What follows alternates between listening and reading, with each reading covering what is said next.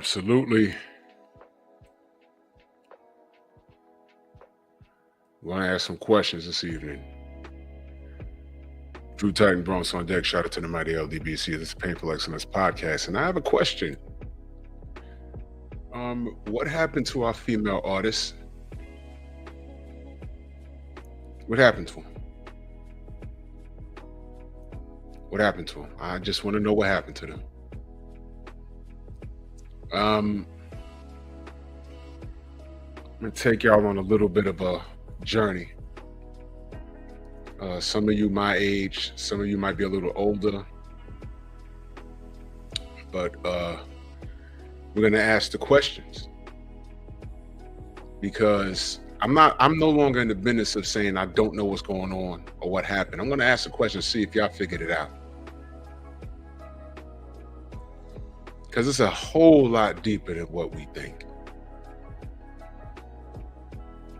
Let's do this roll call real quick. Michael Fleming Jr., Jeff Spark in the building. Mark Wunderlich, Love is the Word. TZ Frank, Rod Neal, Derek Gaines, the legend in the building. Eric Jordan, Andrew 100, salute. 88 Sports Talk, Phenomenal Mexican. Sam Mack, my brother Paul Carrick, salute. Absolutely. Smash your like button. Rachel, what up, Rach? I just got in the house, had enough time to get online. I'm gonna go look at that stuff you sent me. Let's get to this. Now on the screen, you know these women. Hopefully you know the woman in the middle holding all the awards, because that's, to me, that's the only woman that matters here. That is the beautiful Lauryn Hill, singer, rapper, musician, and Young Hollywood, salute. And she hasn't done much since I don't know, since she quote unquote fell off. Now, 48 years old, ladies and gentlemen. So when I'm talking to you from a place of experience. I'm talking to you from a place of me knowing what's going on because I lived through this. All right. Now, actually, you know what I'm gonna do? I'm gonna move this picture because it's a bit distracting and it's aggravating. Okay. Gnarly Ray, salute. I'm from, and I appreciate that, Nicholas Levy. I appreciate you. Thank you. I'm from the Bronx, New York. I'm from where it all began. Bronx, New York. It's the home of hip hop. Began right here in my borough. And believe it or not, if anything, I take pride in that.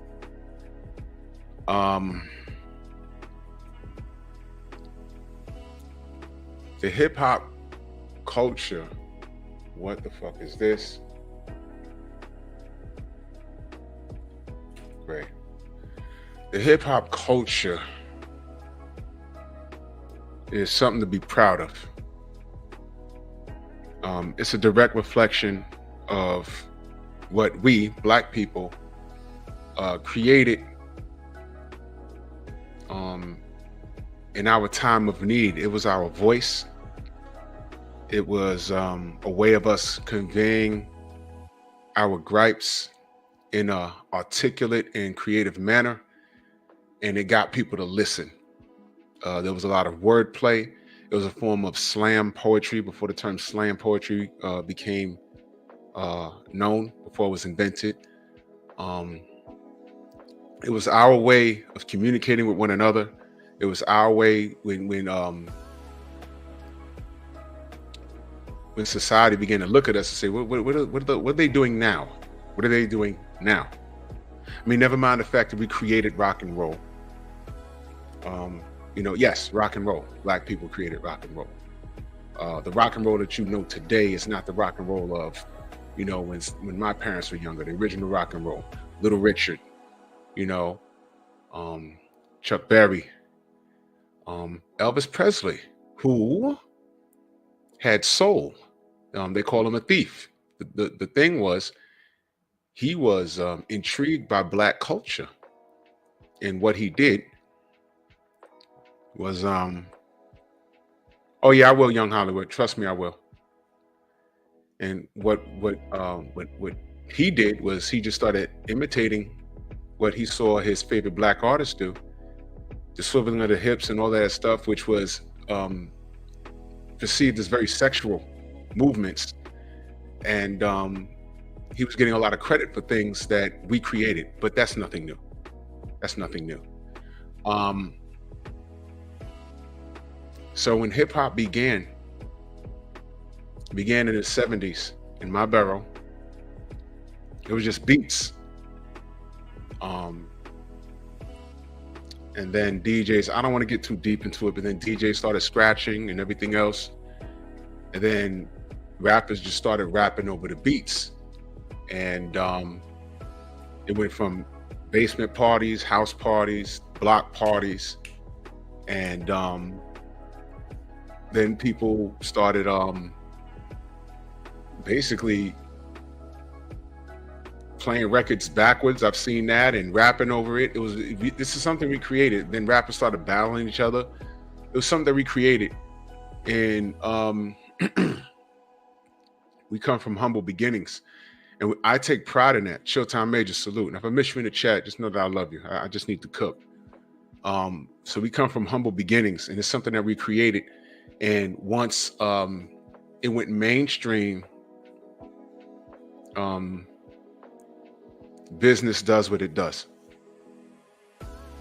You know, we break dancing on cardboards and stuff like that with boom boxes, block parties, making our own speakers and plugging it into the street light, which was illegal. And then the cops would come around the corner and say, you can't do that. You know, I mean, really, if you didn't grow up here, you didn't know it. Did y'all know we used to plug in the speakers that we made? We would make speakers, get parts from speakers, create our own speakers with fresh wood, sanded wood, and we would create stuff, man, and plug it into the street light. And that's how we had our those loud ass speakers. And that was robbing Con Ed. So they would come like, who authorized this block party? Because we're stopping up traffic, which was true, but you know, it was a cultural thing. That's how far back I go. I was a little dude back then. By then it was the 80s. You know what I mean? But listen. When you understand the origins of the culture, you respect it a lot more. One of the first female rappers, because there was a lot of them, was Roxanne Shante that I remember, but there was a bunch that y'all might not even never have heard of. I should do a show about famous female rappers. Y'all never even heard of them. Finesse Sequence, do y'all know about them? You know what I mean? I'm telling you, I could drop some names. The real Roxanne Shante and the real Roxanne. I'm telling you, man. And what I don't recall is these women being out of line on that level where it was shaking up the world and putting a negative spotlight on something that we've created. Because I firmly believe that, first of all, I know the story about Roxanne Shante. Let me briefly tell you about Roxanne Shante. You can actually look this up. She signed a deal. I forget which label she signed the deal with. But check this out. The deal was, you know, they worked out money and everything else and shows and everything else. But in her contract, she told the label, I want you to pay for my education for as long as I want to go. And at the time when Roxanne Shante came out, she was about maybe 15. She wasn't even 18 yet, if I'm not mistaken. Look it up. I could be wrong, but she was a kid when she came out. And they were like, you know, fine, whatever. But man, this chick ain't going to school. She gonna high school, maybe some college. That's it. Well, no. Did you know Roxanne Shante went to school all this time, and she's a certified I think she's a psychologist. And I heard, if I saw bits and pieces of it, every year or so, they would try to renegotiate the contract not to pay her to go to school. And they was like, nope. She was like, nope, you're paying for this. You're paying for this. And they had to pay for it. Because in her mind, rapping is cool, but she was like, I'm not going to do this forever. And they had to honor that. Now, how brilliant is that? How brilliant is that? Yes. I don't recall her doing an over-sexual song. She did a song that I recall called it was something where she was in a relationship and she caught dude cheating and she castrated him. But it was a story song. You know what I mean? She said what he's looking for is now in a pickle jar. And I was like, oh, okay, yeah, I get it. It's a song. It was just a song. Then I remember BWP came out, Bitches with Problems. That was a gimmick. Everything was oversexed and they were just hood chicks. It was a gimmick. I think they did one album and they vanished. They had a song called Is the Ussy Still Good? The song's on YouTube. It's mad vulgar. It came out in the 90s. But it was a gimmick. I understood that. They did, I think, one album and they vanished. And that was the end. That was the end of it. They vanished. Then there was another group that came out and I understand they were legit strippers. They were legit strippers. And that didn't last long. It was a gimmick. You come out, you put out a track, and then you vanish. In other words, we didn't take them seriously. We was like, oh, listen to them. And that was the end of it. They vanished. But the women that stood out to me, like I said, Vanessa Sequence, Salt and Pepper. There was a chick right here in the Bronx that was a rival with MC Lyte. Her name was Antoinette. She used to go to Evander High School. Her name was Antoinette. She was nice. She wasn't effing with Lyte though. You know what I mean? She never reached that level that Lyte was, but they went back and forth for a little while. You know what I mean? There was a woman by the name of Mother Nature. Nikki D, Queen Latifah, Moni Love out the UK. Remember that song, Ladies First? If you look in that video, there was other female artists in that video. You might not have heard of them, but they had a little shine in the late 80s going into 90s. I was proud to watch the women do their thing. To get on the scene and and have good lyrical wordplay. When I first heard Queen Latifah, I said, oh, okay. MC Lyte was smooth with it. Antoinette, she rhymed kind of fast and she was kind of like hardcore, but like I said, she never like took off. She got a song called Who's the Boss? It's got to be on YouTube. It was an MC Lyte diss. She lived right here in the Bronx. She lived over there in the valley somewhere. I used to see her. Mother Nature. What was her name from X Clan? Was that Mother Nature? That wasn't Mother Nature. It was somebody else. Ricky Williams, salute. From Today? Okay, I'm gonna check it out. Good brother. What was the shorty's name that was with X Clan? She was like in a relationship with Brother Jay. Forget her name. No, hen dog. That definitely wasn't Lady of Rage. But Lady of Rage was nice when she came out. I mean, my point is, I was proud to see these sisters, man. I bought, because I got a younger sister, I bought 2 MC Lyte albums for her. Because I wanted her to see that. You understand what I'm saying? I was proud of that. Oh my God. Out of Philly? Y'all remember 3 the Hard Way? Bahamadia and oh my God, I'm having a brain fart. I used to know all these chicks. Those 3, what? Bahamadia was, I still got Total Wreck on my phone. That's in my playlist. Bahamadia, what? All those chicks from Philly was a problem. Every last one of them.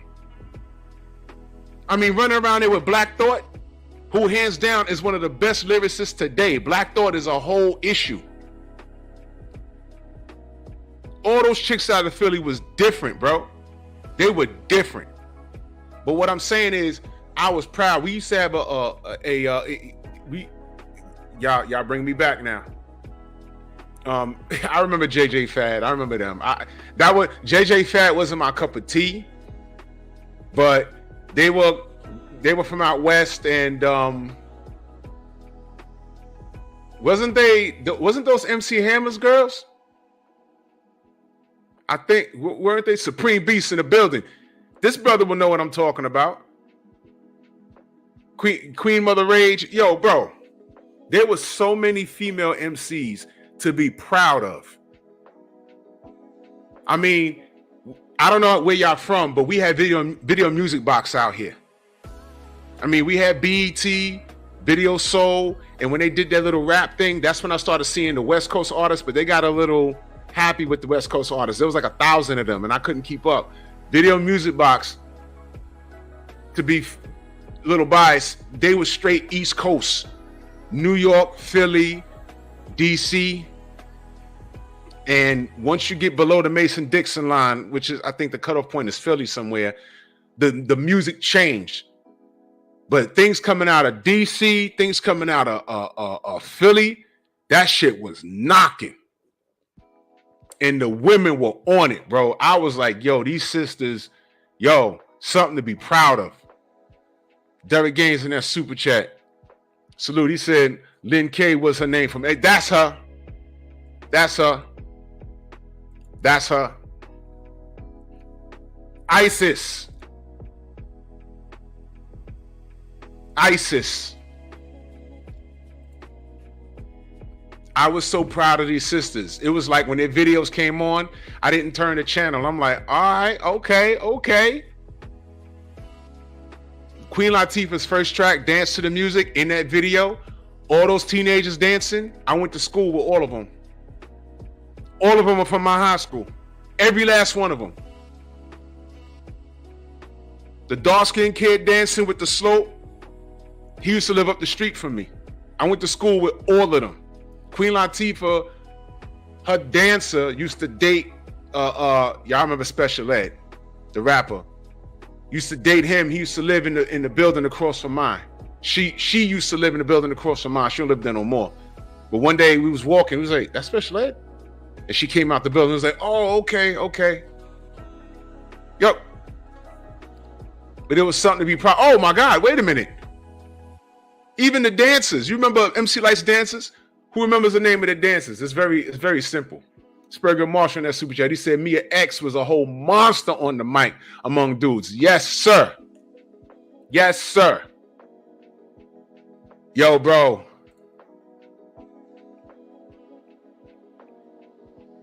I know him.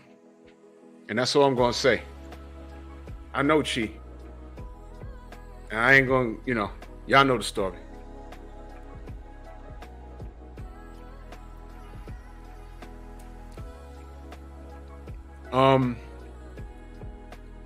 MC Light's dances was leg 1 and leg 2. They do the jumping, the dancing, the pumping, always up to something. The women made me very proud back then. When they did those big old ciphers on BLS or Kiss FM, mind you, y'all, there was no Hot 97 back then. This is how far back. Oh, no, I wasn't a part of no goddamn UTFO. But salute to UTFO. Kango Kid, he passed. He had cancer. He passed last year, I think. Was it last year? He had just passed, man. Salute to him. Educated Rapper was the first one that passed. He passed a few, years ago. Dr. Ice is still alive. But,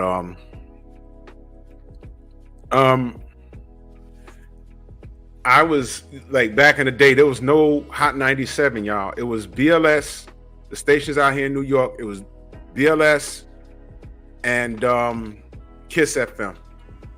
And when those rappers would come in and they would do the ciphers, those freestyles, the only way you would find them, maybe the studio has them in storage, or if you recorded it, some people put up those tapes on YouTube. You could put in 1989 Mr. Magic rap cipher when he was doing the rap shows or whatever, and you might hear something. Mr. Shelton, salute.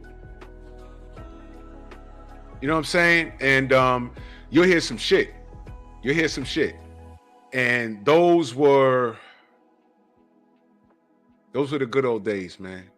And my point is, the women, they were holding it down, because you can tell they were actually sitting down and writing. And they were writing. How many ghostwriters they had, I don't know. But I'd like to say that I believe that was all them. You remember when you first heard Money Love? She was nice. I said, man, if you go back and go watch the video Ladies First with Money Love and Queen Latifah, they killed that track. They killed it. I said, man, they doing it big. Derek Gaines back in that super chat. Salute. He said JJ Fab was with Eazy-E. Old Town 357 was Hammers Goes. Yeah, no, you're right. Old Town 357 was Hammers Chicks. JJ Fab was Eazy-E. You're right. Have you seen JJ Fab lately? They look like grandmas now. They are grandmas. D-Man, salute. They are grandmas. But salute to them. They had a little buzz. I ain't mad at them. So I remember all of these female rappers. Some took off further than others. But it was something to be proud of. It really was. How the fuck did we get here?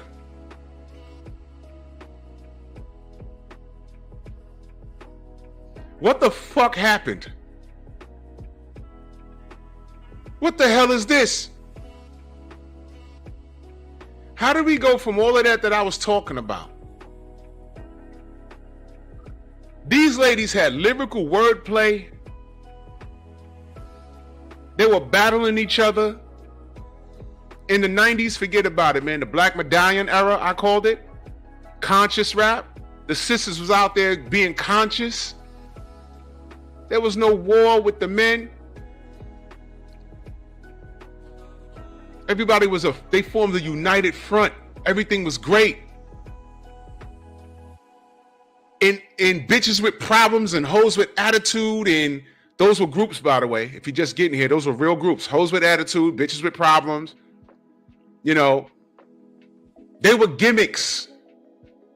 We would look at that and laugh. It wasn't like serious. We was like, oh, look at y'all remember the Ghetto Girls? The opposite of the Ghetto Boys? The Ghetto Girls, they even had a little midget bitch with them. It was funny as hell. Ghetto Girls. It was funny, man. But I gotta ask, what is this? How the hell did we? Well, let me go back a little further. After the conscious era, and I'm gonna let y'all know something right now. The men ain't off the hook for this. I'm gonna do a show about the men. What happened to our male artists? Oh yeah. I'm not just gonna dump on the ladies. No. These dudes gonna get it too. The dudes are gonna get it too.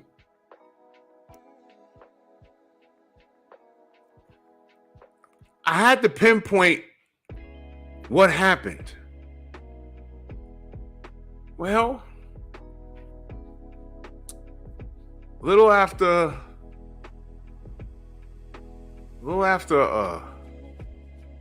year of high school,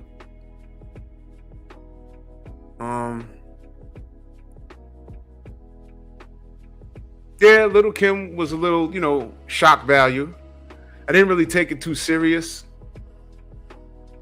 I was like, okay, she's going off on this one song and she's talking about her kitty cat. Okay. And then you see her in the video and like, oh, okay, she's a little brown skin. Okay. Yeah. And then she kept doing it.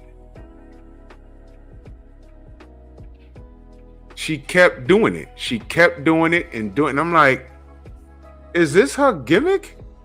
Okay, fine. It's a gimmick.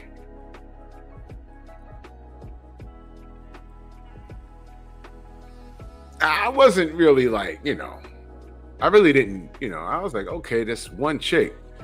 Foxy Brown wasn't as bad. Foxy Brown wasn't as bad. She was more hood. I mean, she said a few things, but Little Kim was something different.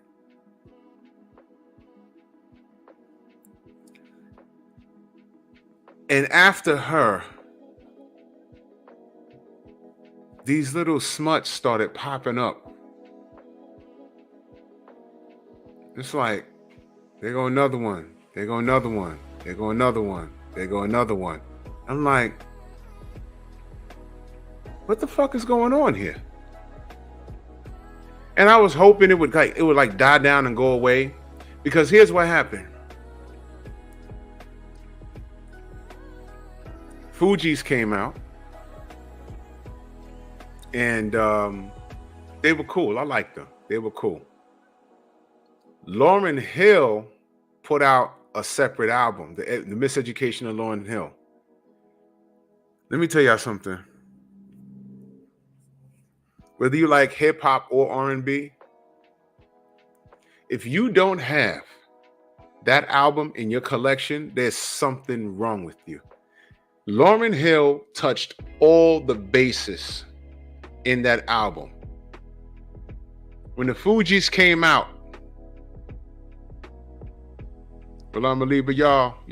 When Lauryn Hill's verse came on that, she carried the whole song. People was like, who's that? Who is that? That was insane. Her verse, you remember her verse? It was like, yo, hold on, who's Shorty? Then you see the video.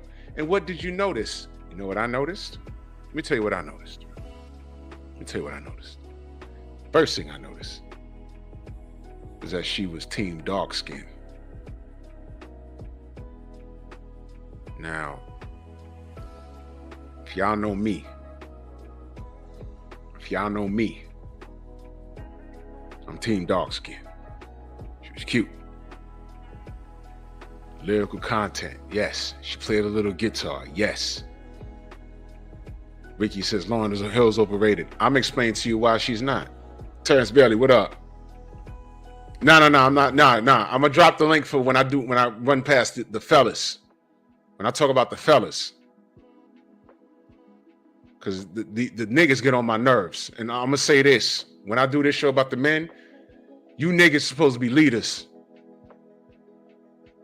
Drinking and smoking. Who the fuck you leading?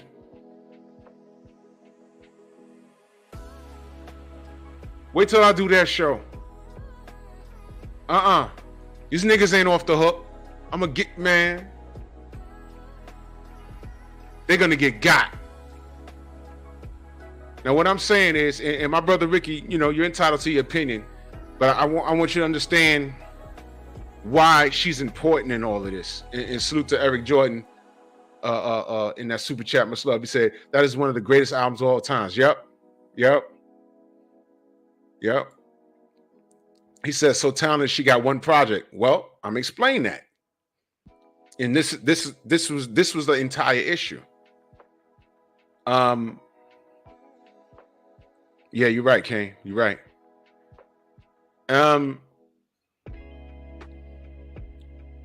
Unfortunately, she's a woman.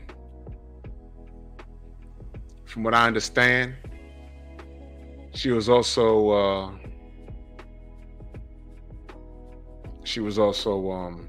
romantically involved with Wyclef at one point. Then she got mixed up with one of Bob Marley's kids, and the rest is history. And she got legal problems with the IRS, and quietly Prince paid off her IRS debt, and I heard it was substantial. And what happened with Lauryn is that the industry did a number on her when she had all of this personal shit going around, trying to raise a family, dealing with broken relationships and things of that nature. She became hard to work with, and the industry was going through. Okay, in the 90s, when we got conscious, we was able to laugh at hoes with attitude and bitches with problems and things of that nature. But what happened was, when the bad boy era came in, we start drinking and partying and smoking and buying expensive clothes to go to clubs that we can't afford to impress people with money that we didn't have, that people that didn't like us any goddamn way. And Lauryn Hill fell to the wayside. Lauryn Hill was supposed to lead a charge, and there was a bunch of sisters that were supposed to come off of the heel of her. Instead, the Little Kim attitudes and the Foxy Brown attitudes of the world, they overshadowed her because she didn't put out any more work past that, because she was trying to be a family person with, from what I understand, people that they didn't want to be in a conventional family as she knew it. And I can't confirm this part, but Bob Marley's kid is a Rasta, right? How many Rastas you know that have one child or 3 children or 4 children from only one woman? From what I understand, and anybody that knows Rastafarians, they want to populate the whole damn world. They not a wife, they got wives. Now you can correct me if I'm wrong.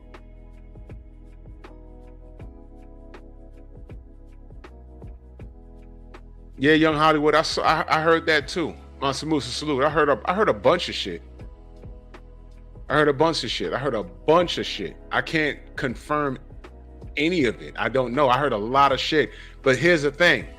I was hearing things. And what was official is that she ain't put out any more projects.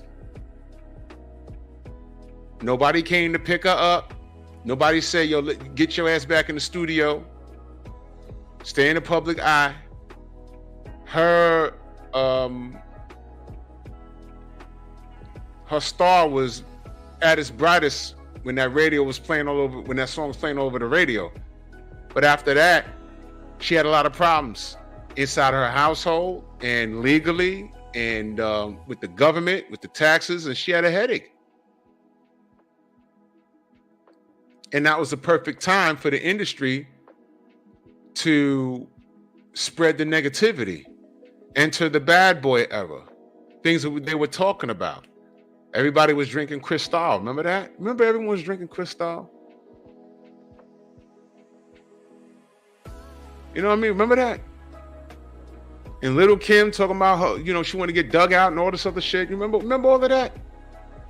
That took the forefront, and we forgot about what Lauryn Hill was doing, what she was talking about. That's why I'm saying she was instrumental in trying to bring things back to who we are, the greatness of what we are, classiness, and then trashiness overshadowed what she did. What I feel what we were supposed to do is lift her up. We didn't do it because us black people are easily distracted by bullshit.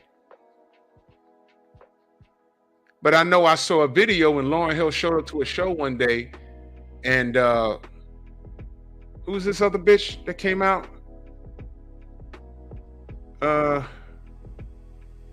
So all these bitches are alike to me. Who was the bitch? She was hot in these streets a few years ago, and now she's fell to the wayside. Nicki Minaj. First and foremost, do you hear that name? Y'all got daughters? Your daughters ever came to you and said, Dad, can I buy the new Nicki Minaj album? Do you want your fucking 12-year-old saying the word Minaj? What happens when your 12-year-old says, hey man, what does this name, what does that mean, Minaj? What does that name mean? Huh? What happened there? What are you gonna say? What are you gonna say? A whole artist running around, twerking and everything else. How do you explain any of this? How do you explain it?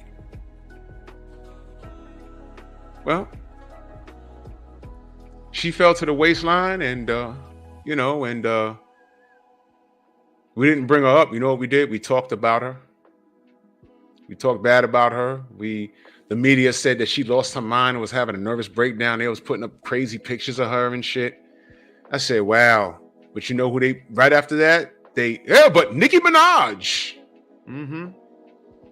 There you go. But Little Kim shows up with a fucking titty out at the MTV Music Awards. Remember that? Mm-hmm. That's what you want your kids seeing, right? Mm-hmm. Ain't that right? There you go. And more foolishness to follow. More foolishness to follow. And it got worse and worse and worse. And now it's normalized. So when I ask how the fuck did we get here, it's rhetorical. I was here for the whole thing. I saw it. I want to know if y'all knew. But now your kids that were born 7, 8, 9, 10, 12 years ago, 13 years ago, they're growing up and this bullshit is normalized. Your 10-year-old saying, yeah, Tommy, that's the gay kid. What? The who?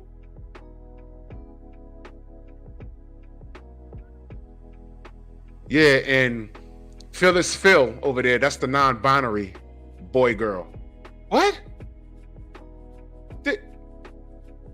I'm sorry, what did you say? What happens when your kid comes up to you and says, hey man, cartoons that made us, salute, no problem. Original man, salute, DP Rocker. What happens when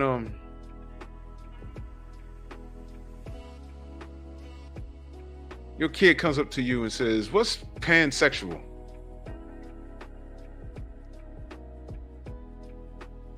Pansexual.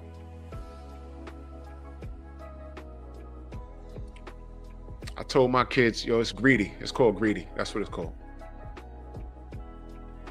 Heterosexual, homosexual. There's no in between. Anything in between is called greedy. There you go. Fuck out of here.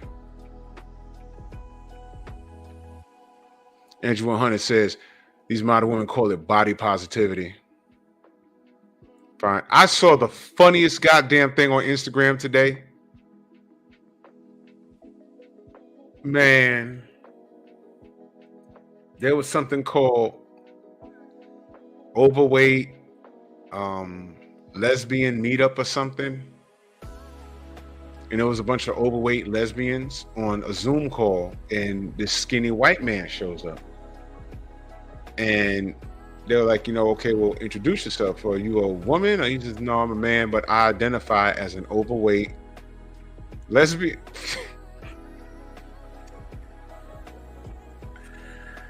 And he was like, what? Anyone have a problem that I'm here? This is what I identify as. It was the funniest goddamn thing I ever seen, man. I had tears coming down my face. I said, yo, what the fuck? His troll game was on 30 million. I don't know how he didn't, like, I would have cracked up. I couldn't have did that, man. That shit was mad funny. But yeah, man, back to the topic at hand. I know exactly how we got here.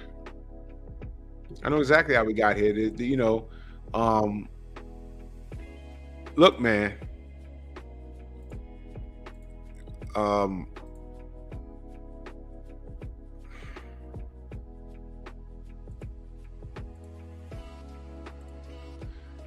Sorry to say,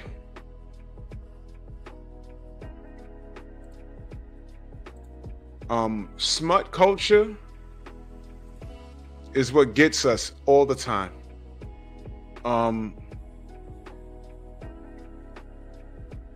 Black men, immature ones, young ones who are just not mature because it's not their age. You know how you get to them? These young men are flabbergasted by money and pussy. It's the easiest way to get their attention. It's the easiest way to insult them. Nigga, you're broke. Nigga, you got a little dick. He's ready to fight the world. Oh, but come here, you got money. Come here, I think you got a big dick. Oh, you got money, so you don't need a big dick. You see how that works? And how do you play that Pied Piper tune for those men? You put out the Nicki Minaj's. You know why that's beneficial? Because she tells you it's cool to twerk. It's cool to be a whore. Enter the Sukianas and Sexy Reds. It's cool to eat a nigga ass. This is what they're saying. Sexy Red doing a video in a prison, talk about free my nigga, and she's twerking the ass that she does not own, by the way. And by the way, when she did that video, she was pregnant. And what's this other chick looking like the Ronald McDonald, the daughter of Ronald McDonald from Ice Spice, right here in the Bronx? I've seen her walking around in the Bronx on Castle Hill. Smut culture. This is what we do. So when I put a picture of Lauryn Hill up there, Joe Townsend in the building,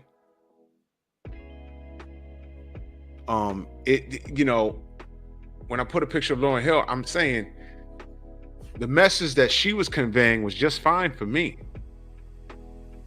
I can play that album from start to finish and not have to worry about what my kid hears in the car. But then when I'm driving in the car, new track from Sukiana, can't play that. Can't play that. New track from Sexy Red, new track from Ice Spice, no thank you. No thank you. I'll fucking listen to Kids Bop driving from here to Virginia before I listen to anything that these bitches play. This is poison. How the fuck? How does Cardi B meet the fucking president? How the fuck does that happen? How does that happen? How does that happen? What the fuck has she done to improve our community? Tell me. Is she bringing awareness? Anything that she's done in the past, is she say, by the way, girls, don't be me. Don't do what I've done. Help me out here. Meg Thee Stallion sitting down talking with Hillary Clinton. Where are we? How does this happen? Terrence Bailey in that super chat, he says Hill wasn't blameless. She was sued because she wrote none of her first album and tried to steal credit on a Fugees reunion album, which caused the last split. Listen, y'all, I get that. I get that. But can I say something, y'all? That's not relevant to the point I'm making.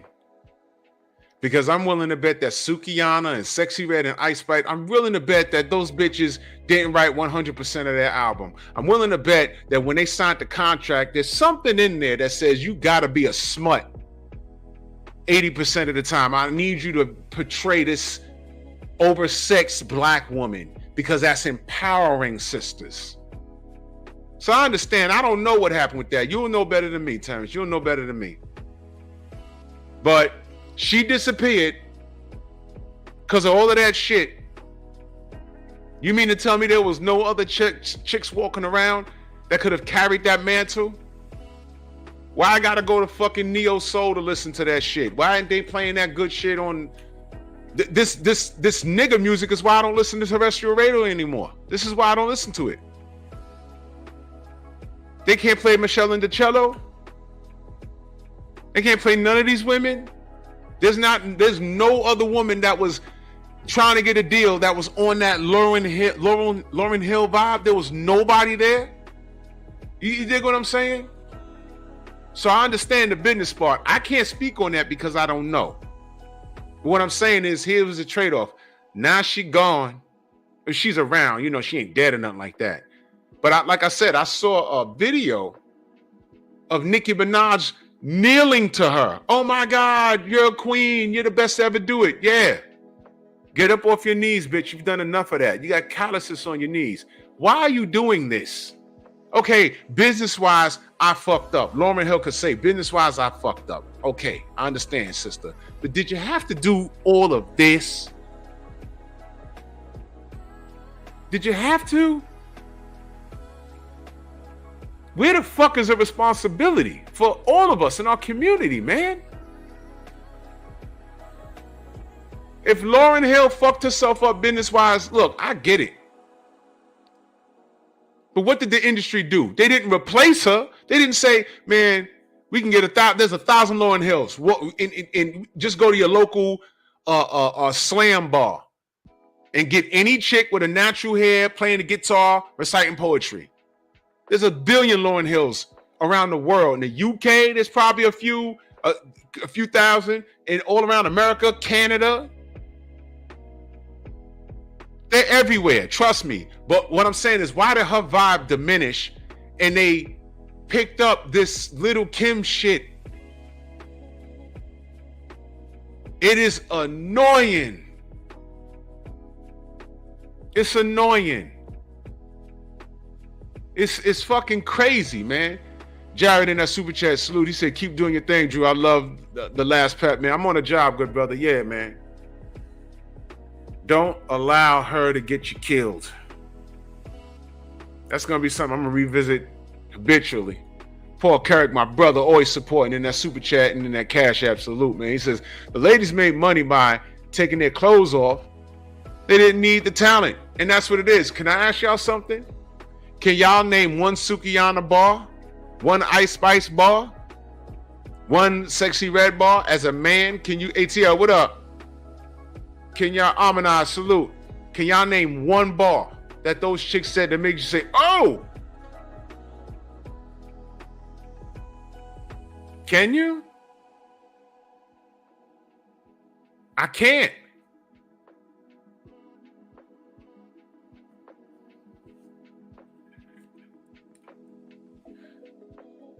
I got Lauryn Hill's whole album.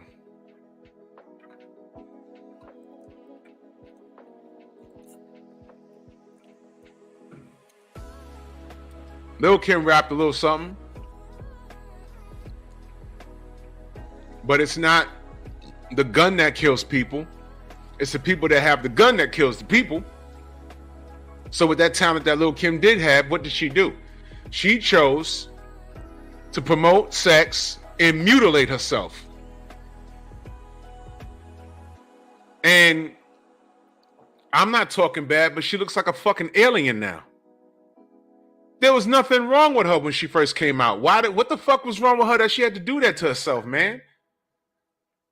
She has a ridiculous BBL. She did something to her face. It's come on, sis. Come on, sis.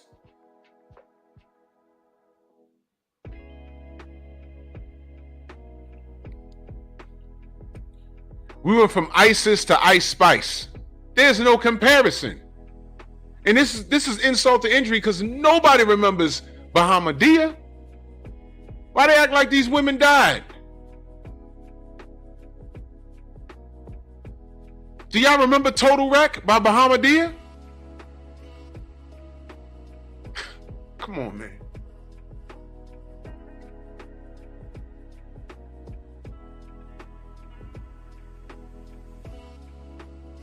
And not for nothing, Lauryn Hill looks better than all of these bitches twerking.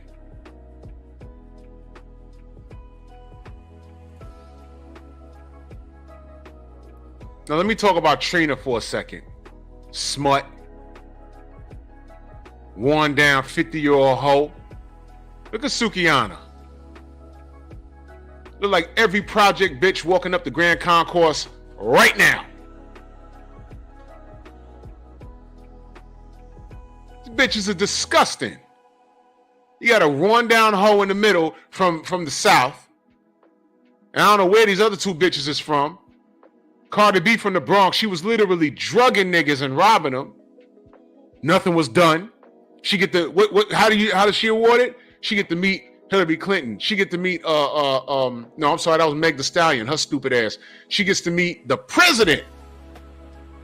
Picture this, y'all. She could strip in the Bronx and admit to drugging niggas and robbing them, and she gets to meet the motherfucking US president. There's hope, right? Right. Now I want you to look at Lauryn Hill. Outside of makeup and her natural hair, she looks better than all these bitches. And I'm gonna tell you something else. She holding too. She holding.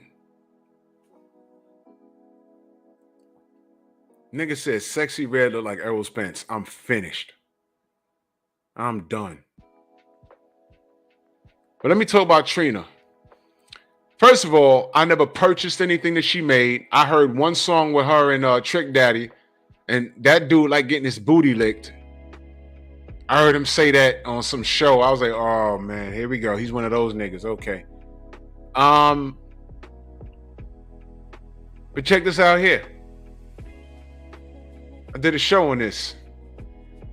Trina defends Sukihana Sexy Red. Her ideology is, if you don't like it, don't listen to it. Fine. I don't listen to it. I don't.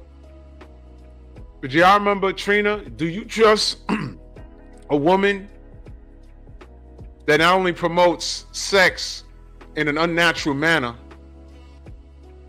I'm sorry, in an unnecessary manner? Here's what I mean. Do y'all remember No Voting, No Vucking? Y'all remember that song she did with that fat homo, Saucy Santana? Do y'all remember what the outrage was supposed to be? Mr. Blapp, salute. And mind you, this was the Democrats,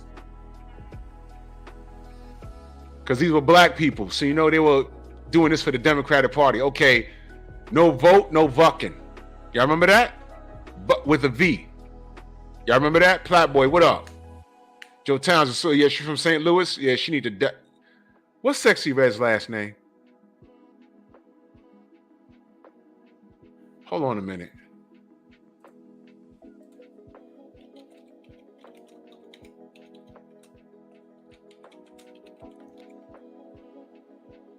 Okay.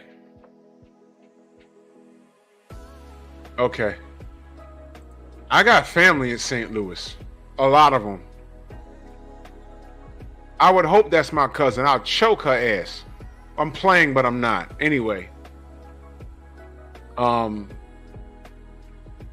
the Democrats thought, to get black people to the polls, we're going to get a used up 45-year-old hoe from Miami or wherever the fuck Trina's from, who hasn't had a hit in 2 decades, and let's team her up with a fat black homosexual man and say, if you don't vote, you ain't bucking.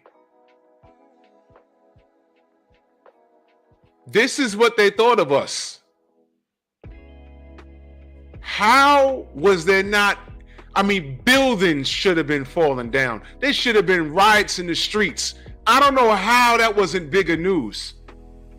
I mean, I did my part. I said, what the fuck is this?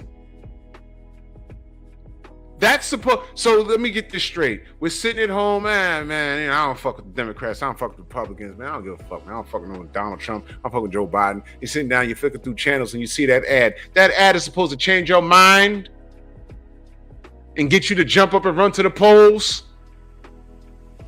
and vote Democrat. That was it. That was the play. Can I ask y'all a question? I don't know how many of y'all are American in here, how many of y'all voted, but if you was on the fence, did you see Trina and Saucy Santana and that made you make up your mind to go to the goddamn polls? That was it? Why weren't there more adults saying, yo, look, I'm 40-something years old, I'm 50-something years old. I was trying to convince my sons, my daughters, my nephews, my nieces to go vote, and they were on the fucking fence. And I see this ad. Is this what they're doing to appeal to my seeds? as a black person, you're two of the most ignorant niggas up there, and the message was go vote or you're not bucking. This is what they think of us. That wasn't for white people. That was for us, y'all. I don't know why we weren't rioting in the streets, man. I don't know how the fuck Trina, she already was canceled. She wouldn't give a fuck about how. Look, I'm not saying cancel Saucy because he's a homosexual male. I'm not saying that. I'm saying that was unnecessary. They could have got together and just talked about why it's important for black people to go vote. Why did they have to throw the no vote, no vucking in there? Plus, you had a little bit of woke in there. Because it's not just a woman talking about if you ain't voting, you ain't bucking. It's a homosexual man. This is what they thought of us?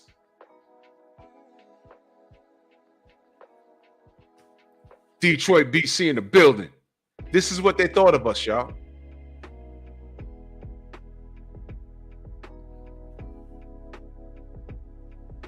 Hey, that should have been all over BET. I'm sorry, it's not owned by black people anymore. That shit should have been all over CNN, ESPN, ABC, the NBA on ABC, or whatever the fuck. It should have been everywhere. We should have been screaming like, yo, what the fuck, bro? Who told you this was a good idea? What politician went to them and said, yo, write this song, write a little 2-minute thing, and we're gonna do a video for it because we got to get you niggas, or I mean my black friends, to the poll. This is what they think of us. Doesn't Donald Trump have a sneaker out now?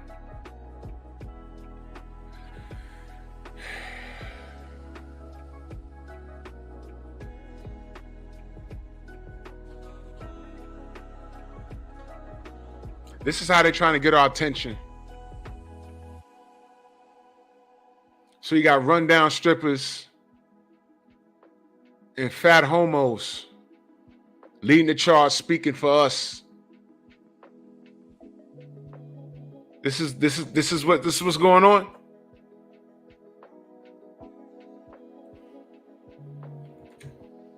Gotta love woke.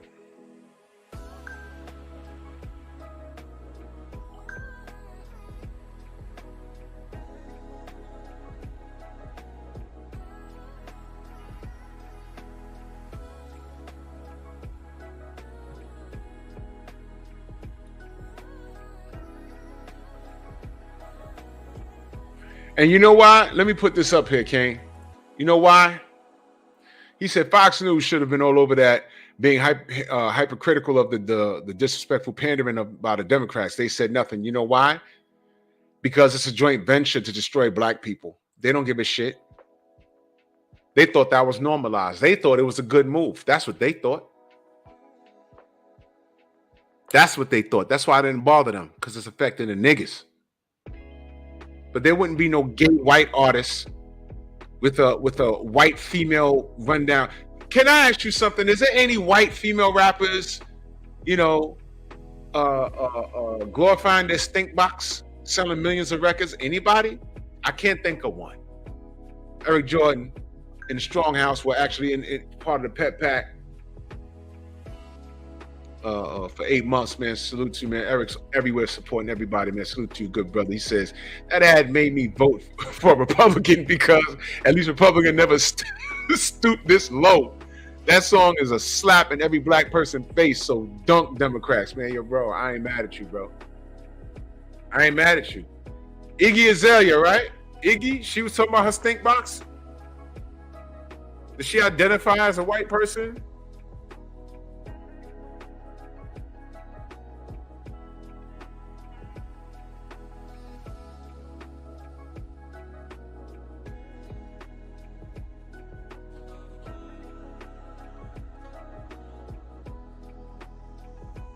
Iggy Azalea, she was yeah, I can't say that I listened to her. If she was talking about her stink box, okay, let's say she is. Where is she now? And guess what? She don't represent us.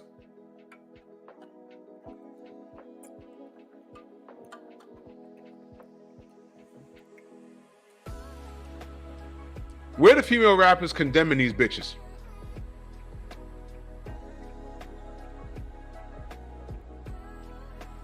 Nas had a song. What was it called? Where Are They Now?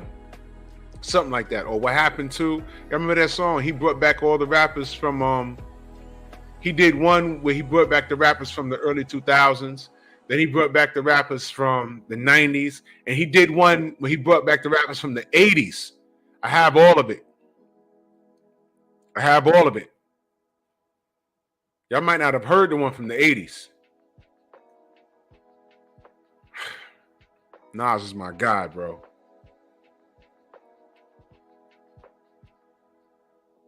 Man. Screwed, man. And when these women, these women are making bank off of this, they're making it cool. Have y'all seen videos of these bitches that go to the Sexy Red and Sukihana concerts? Y'all seen these chicks? Man, I saw.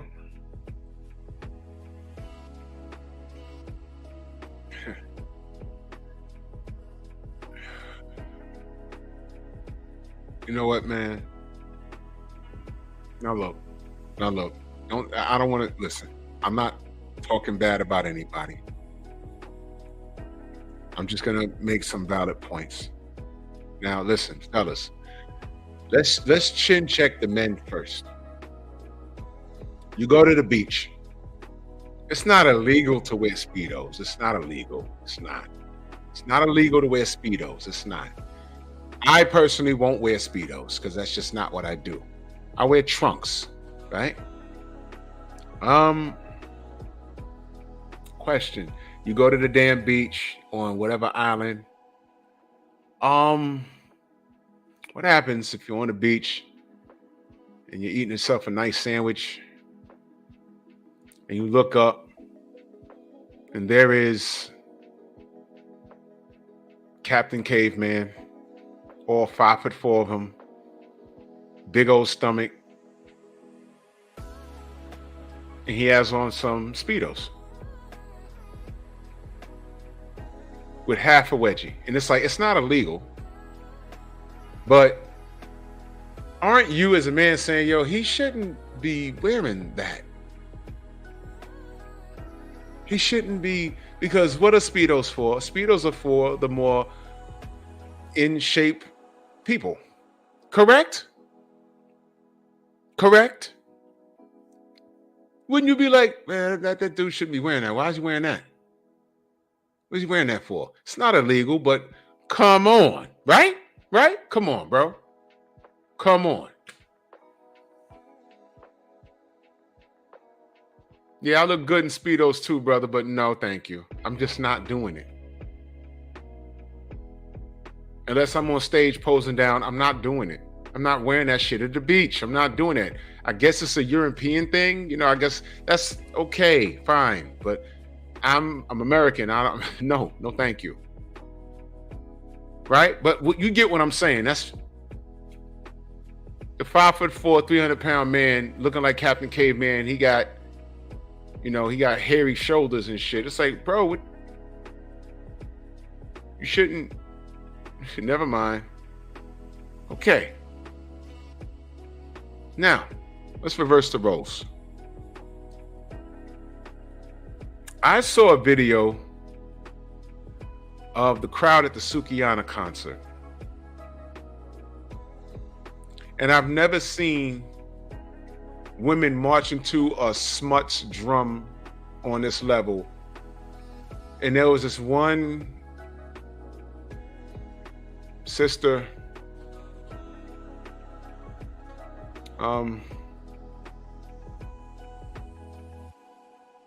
you already know what was going on with her hair, but the issue was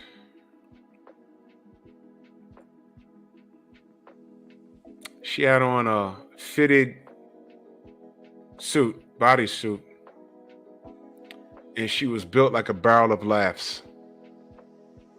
I mean, her ribs looked like she had 2 packs of Franks in a headlock.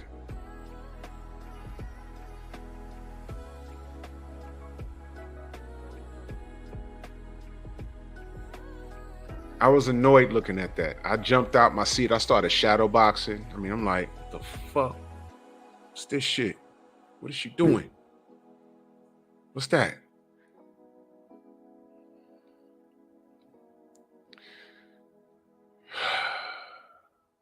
What the fuck?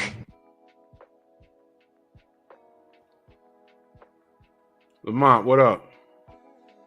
I was aggravated. You ever got aggravated looking at something?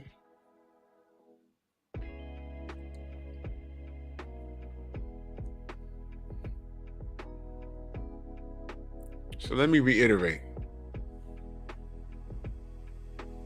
I see a video. I said, oh, this is a Sukiyana concert. All the chicks, they got their tongues waving. They got multiple piercings in their nose, their lips, their tongue. And this one sister was wearing a leopard spandex suit with a ton of makeup on. And she had so many awkward rolls on her side. She looked like she was carrying 2 packs of giant franks in a headlock.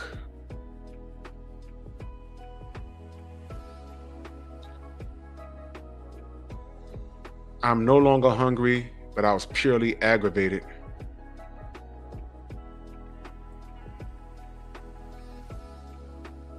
End game. This is ridiculous.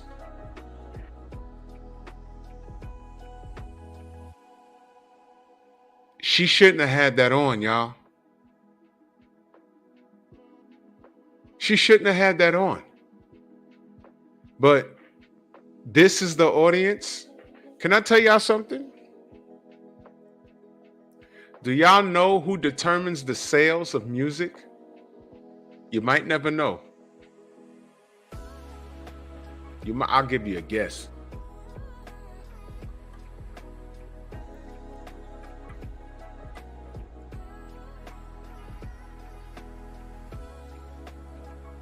Women.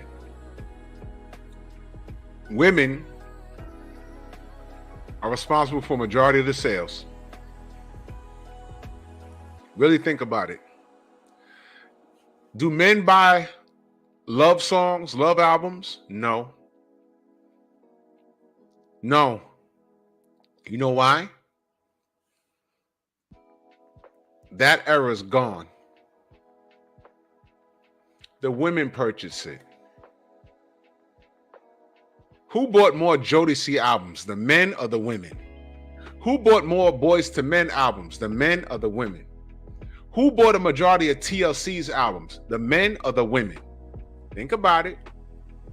You know what we did buy? The hardcore rap albums.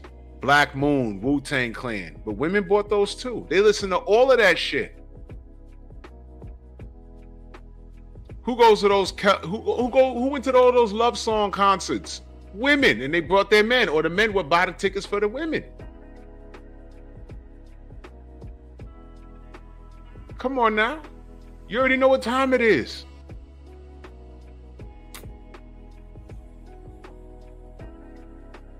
So women also determine what's cool and what's not.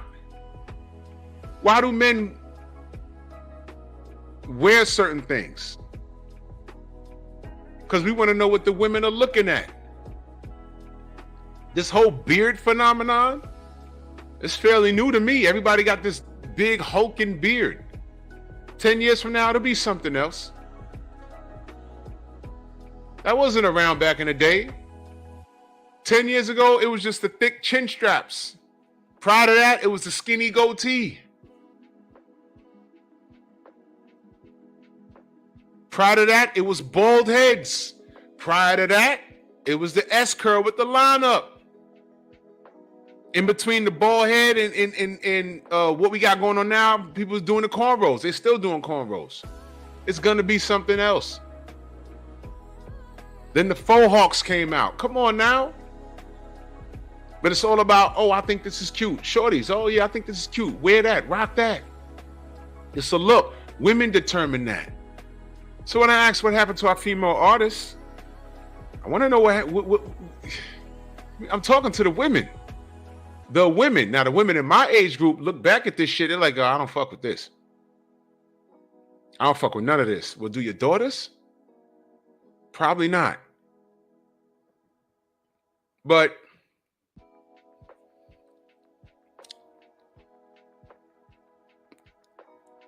when you have a society, our community, and I'm just talking about American women now, whom are, a lot of them are in disarray. We talk about this. And I'm going to prove my point. A lot of them are in disarray. A lot of them are single moms. A lot of them have young adult daughters or teenage daughters who they've grown to be in competition with. You have chaos. And they need to keep us chaotic. Why? Because as long as we're chaotic, we're unorganized. We don't control these women. They're uncontrollable. They do what they want, right? You see it all the time. I'm a boss bitch. I don't need no man. Blah, blah, blah, blah, blah. And there's no leadership. They don't allow us to lead. You can't lead them because they're out of order anyway. You want me to prove my point? Do y'all remember the female teacher? The young girl who's dance teacher not in high school, in like elementary school. Or it was elementary school. And she was like, I'm sick of this. I'm about to quit my job. Why? I can't.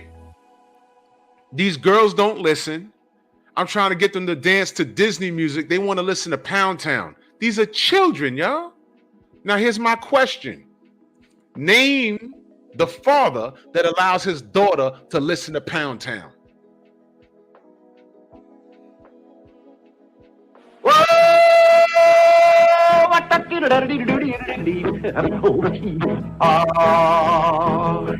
That's kind of pretty before it gets started. It don't exist. It doesn't exist. When you put them in control, this is what happened. 88 Sports Talk, salute. And you're right. Kane says, who's the latest R&B artist? I don't know, brother. I don't know, bro. I don't know. I got satellite radio and I listen to jazz when I'm on the road. I'm not even kidding. I'm not even kidding. Exactly, Joe Townsend. Exactly. Exactly.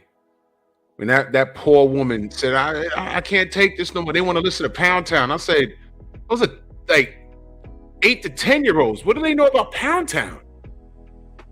How do they know about Pound Town? How?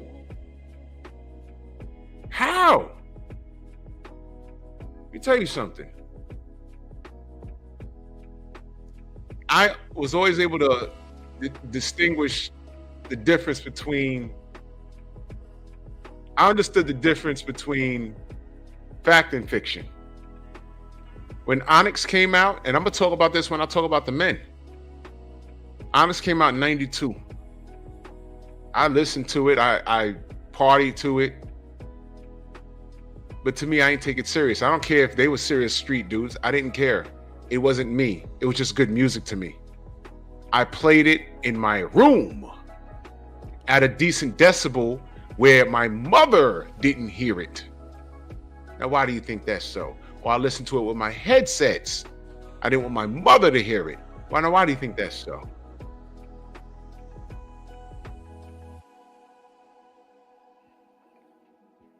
The only song I played that she heard was Slam, because that was radio friendly, lyrically wise and everything else. Everything else, she didn't need to hear that shit on there.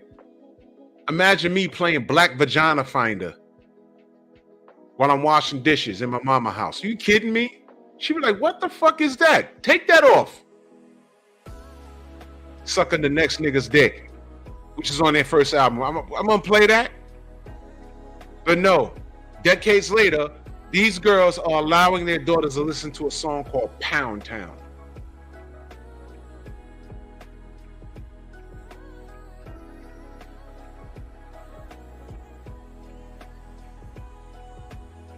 What happened to our female artists?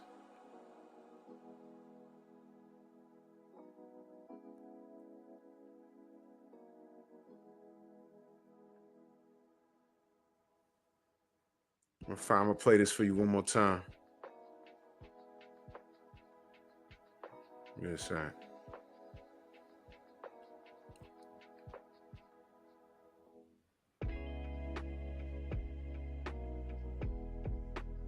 Here.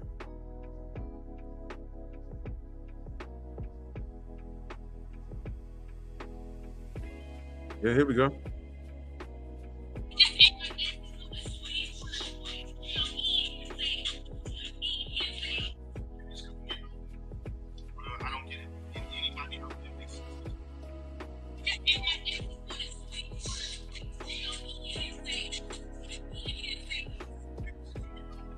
There you go.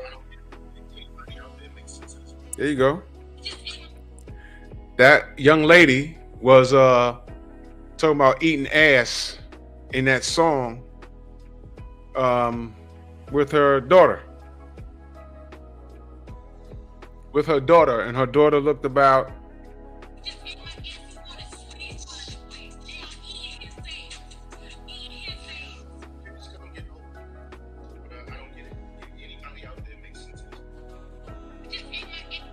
It says me telling my daughter everything because she my only friend. So she's teaching this little girl about eating ass. Look at that little baby girl, no more than maybe 7 or 8 years old. Yeah, thank you. Thank you. Now, reverse the roles. Let me fix this camera real quick.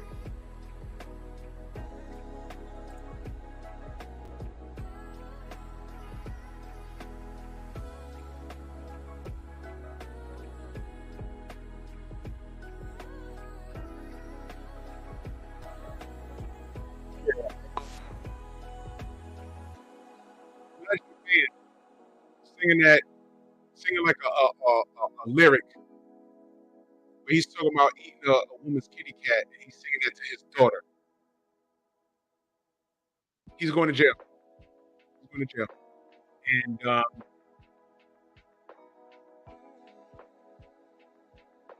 what if he's singing it to his son?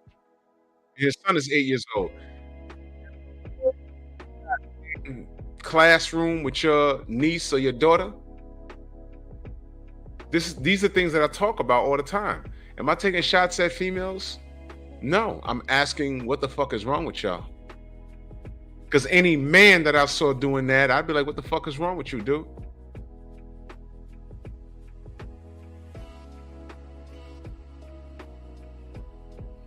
I don't know how to.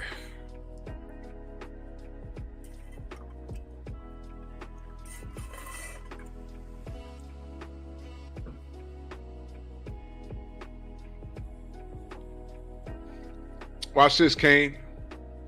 When Rock the Bells first came out and they played it on the radio, my mother was like, is he cursing every time you hear the guitar? I said, no, he's saying hard as Hell. I couldn't even say hell. She was like, they could say that on the radio? LL Cool J is hard as I'm like, he's saying hell. It's Come on, man. That was like 1987. No, it was earlier than that.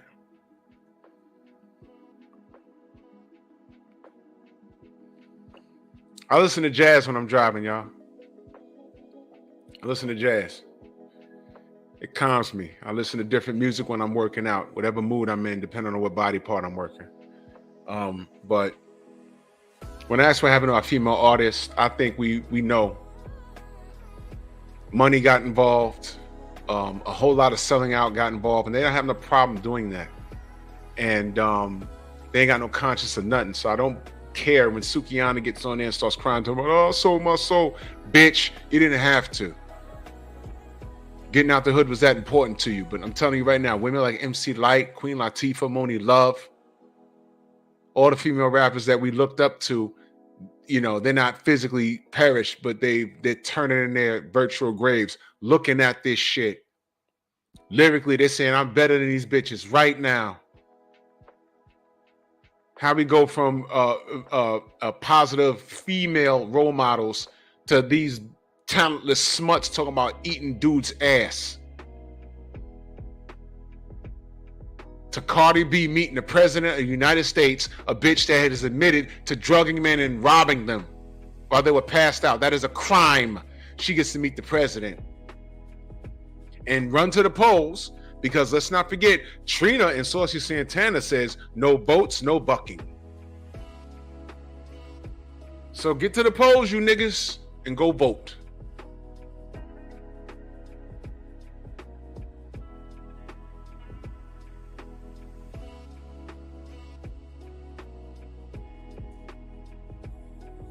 Condo, my brother, salute. Yeah, sex does sell, but there's a big difference between what these smuts are selling and 50 Shades of Grey, because that's tasteful and exciting and sensual. This is just smut shit. There's 50 Shades of Grey, and then there's Sukihana. You know what I mean?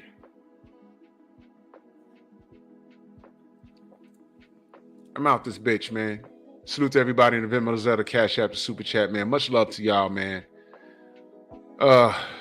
Man, I don't know if I'm gonna do the because that's gonna take me some time. I might do it Monday with the male artists. I might do it Monday.